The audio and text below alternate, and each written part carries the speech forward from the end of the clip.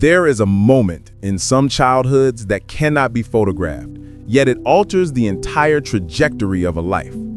It happens when a young mind realizes, long before it should, that the stability of the household has nothing to do with adulthood and everything to do with the child's ability to prevent collapse. No one announces this shift. It isn't declared. It's absorbed through tone, through silence, through the way a parent begins to sag under the weight of their own unfinished battles.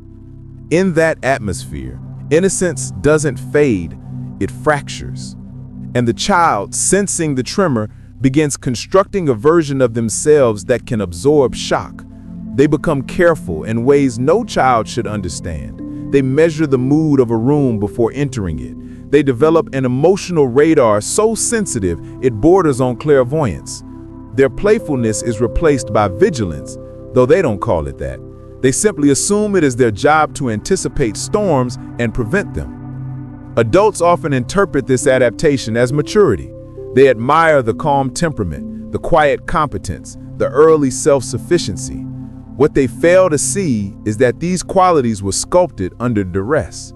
The child wasn't growing ahead of schedule. They were compensating for the instability around them.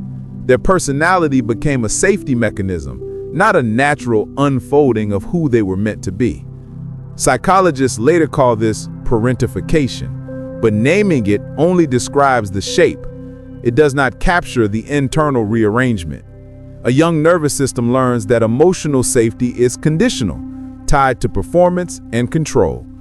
The child begins to map the world the way someone would map a battlefield, by studying patterns, monitoring intensity, assessing risk where none should exist. Their entire identity becomes centered around the idea that peace must be manufactured, and they are the solitary manufacturer. Years pass. The child becomes an adult, outwardly functional, inwardly divided. Their competence is admired, often envied. People rely on them because reliability has become their native language. They rarely disappoint, they rarely reveal themselves, they rarely permit vulnerability to emerge in its raw form. They understand everyone's needs except their own, not because they lack depth, but because self-awareness once felt dangerous. Someone might compliment their calm nature without realizing that calmness was born from environments where emotional turbulence wasn't allowed to be expressed. Another might admire their independence, not knowing that self-reliance was crafted from situations where asking for help would have been met with rejection or ridicule. These qualities, though impressive, are monuments built from survival instincts. Relationships complicate this further. When affection enters the picture, it disrupts the internal order. Support feels confusing, not because it is unwelcome, but because it contradicts the architecture of their early world. Intimacy asks them to trust what was once unpredictable. Softness asks them to express what was once hidden. They may find themselves observing their own reactions as if studying a stranger, unsure why comfort feels unfamiliar or why rest feels like an invitation to danger rather than recovery. This is not dysfunction. It is history speaking through reflex. Many adults who grew up too quickly carry a subtle tension, the kind that never quite dissolves even in quiet rooms. Their minds continue to scan for emotional shifts long after the original threat has disappeared. Silence doesn't soothe them. It sends them searching for what might be wrong. Joy arrives with conditions, not because they're pessimistic, but because sudden ease was never part of their early landscape. Even generosity becomes complicated.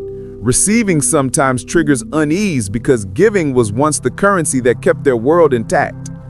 None of these responses are character flaws. They are echoes.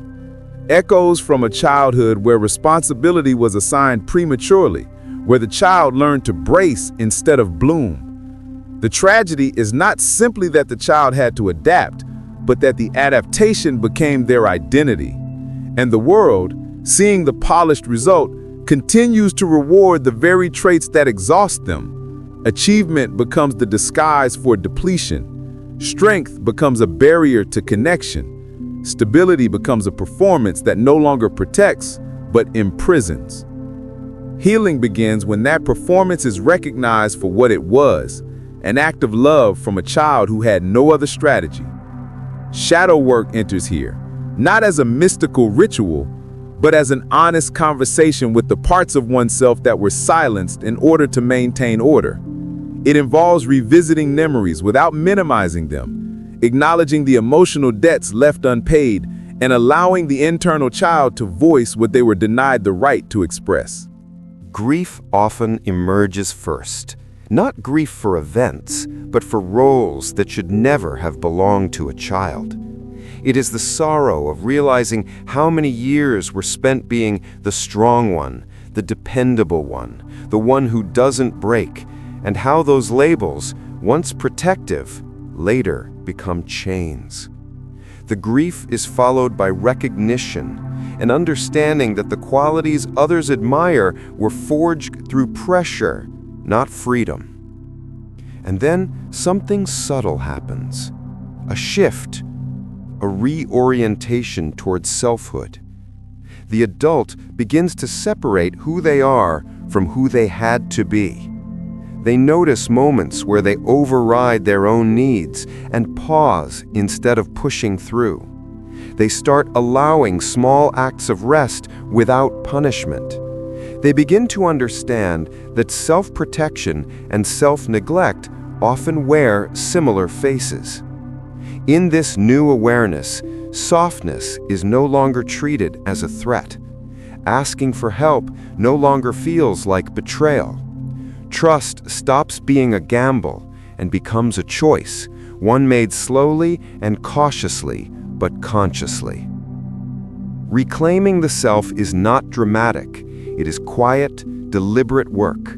It involves redirecting attention inward, learning to inhabit the body rather than policing it, and granting legitimacy to emotions that were once dismissed as distractions. The adult who once managed entire households with silence and composure now learns to speak in ways they never allowed themselves to before.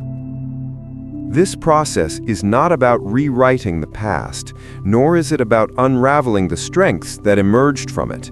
It is about restoring balance, allowing resilience to coexist with vulnerability, competence with rest, independence with connection. Eventually, a realization dawns. The world no longer requires the child who carried burdens alone. There is space now for a life built not from vigilance, but from choice. And the moment this realization takes root, a new kind of maturity emerges, one grounded not in survival, but in truth. A life where the inner child is not a ghost trapped in the nervous system, but a part of the self finally invited to breathe, to speak, to exist without fear. This is how someone who grew up too soon finally grows in the right direction, not by tightening the armor, but by laying it down.